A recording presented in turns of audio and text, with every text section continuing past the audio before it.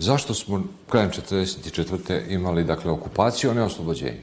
Zato što je jedna strana armija ušla u našu zemlju bez odobrenja kralja, vlade, vojske i nasilno promenila ustavni sistem. Nasilno promenila vlast, dovela jednu terorističku grupu na vlast. Ta strana armija bila je Crvena armija, Sovjetska armija, konkretno Ukrajinska vojska.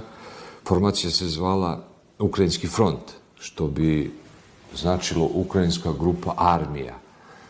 Bilo ih je 414.000 i njih je dočekalo ovde oko 40.000 partizana. Posle su oni to promenili, da su oni uz pomoć Crvene armije oslobodili zemlju. Posle 1948. kad su došli u sukob sa, dakle, Staljinom, komunisti su to promenili. Naša vojska, jugoslovenska vojska, Kraljevine